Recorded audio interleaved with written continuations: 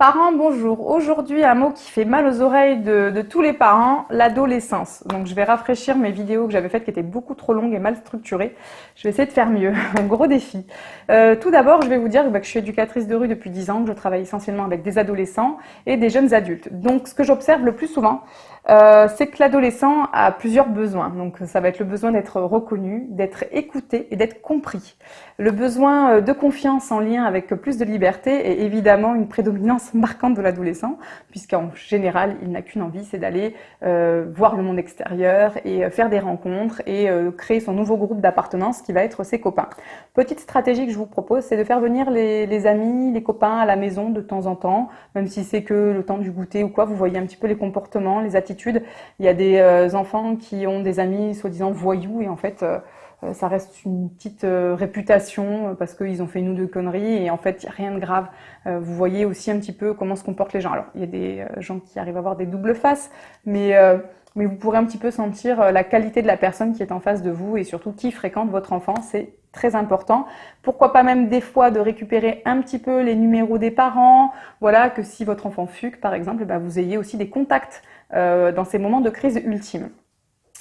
Les enfants, les adolescents ont souvent envie donc de plus de liberté et quand j'accompagne ce genre de demande, parce que c'est vraiment très présent et très fréquent, je propose souvent à l'adolescent de proposer une contrepartie à cette demande-là pour avoir une négociation constructive et qui aboutit. C'est pas avoir un non, tu sortiras pas. C'est de proposer en général soit des tâches ménagères, soit d'être un peu plus assidu en classe s'il y a des retards ou les devoirs sont pas toujours faits.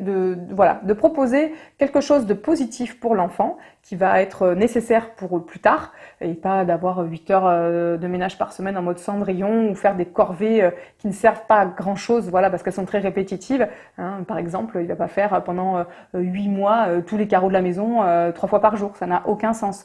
Donc voilà, de le mettre un petit peu dans un rythme de futur adulte, je trouve ça intéressant. Surtout si ce sont des enfants qui ne font rien à la maison, là j'ai envie de dire, il va falloir un petit peu leur bouger les fesses parce que c'est bon pour eux d'apprendre à être autonomes et d'avoir une vie adulte où ils s'autogèrent tout simplement.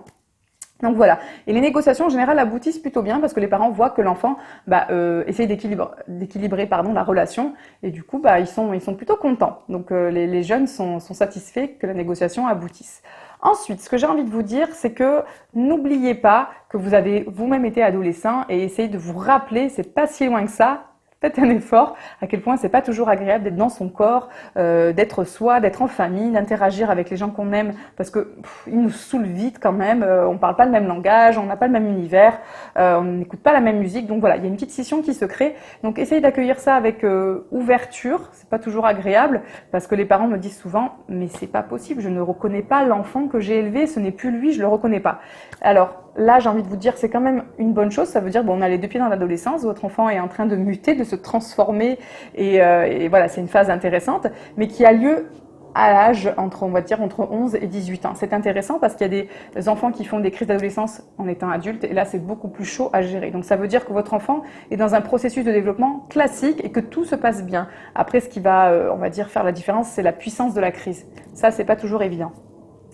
Ensuite, ce que je vais vous dire, c'est que tout est exacerbé à l'adolescence. Les émotions sont là, les pulsions. Et donc, un non pour un petit détail va peut-être faire une explosion à la maison. Donc, n'oubliez pas que tout est à fleur de peau et d'essayer de ne pas minimiser, mais d'écouter ce que vous dit votre enfant et de reconnaître ce qu'il dit, sans pour autant aller dans son sens si ça va pas du tout dans le vôtre, mais de reconnaître vraiment et essayer de le faire le plus sincèrement possible.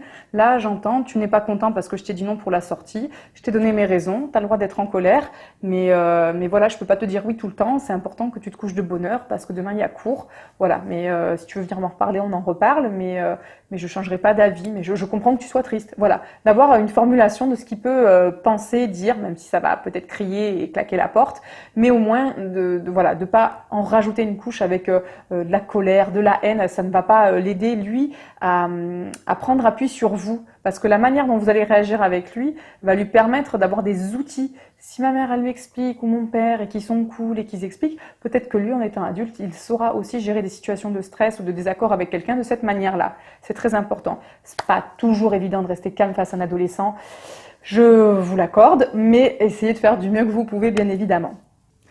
Ensuite, je vais vous parler de la confiance. Il est très important que quand votre enfant vous dit quelque chose, ce ne soit pas répété au tonton, tata, grand-mère et que tout le monde vienne mettre son grain de sel dans la discussion et vient juger et donner des conseils à votre enfant alors que votre enfant n'a parlé de ce truc-là qu'à vous.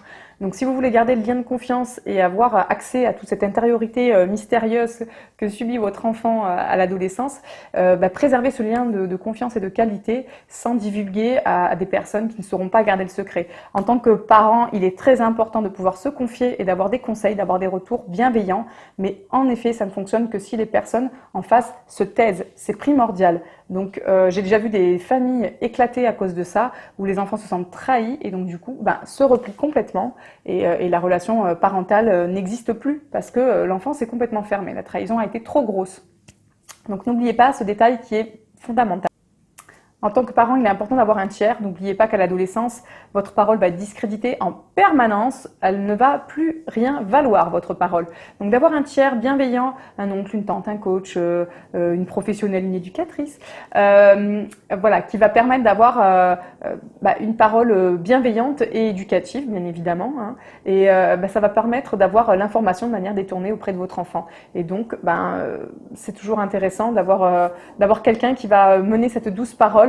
Ça sera pas vous, tant pis, même si vous l'aurez quand même, elle sera pas entendue de la même manière. Ça va sûrement être très frustrant pour vous parce que vous allez dire, je lui ai dit hier de faire ça et il l'a fait parce que c'est toi qui lui as demandé, c'est pas juste. C'est pas grave. Là, on gomme l'ego. Votre place de parent n'est pas remise en question. C'est jusqu'à l'adolescence.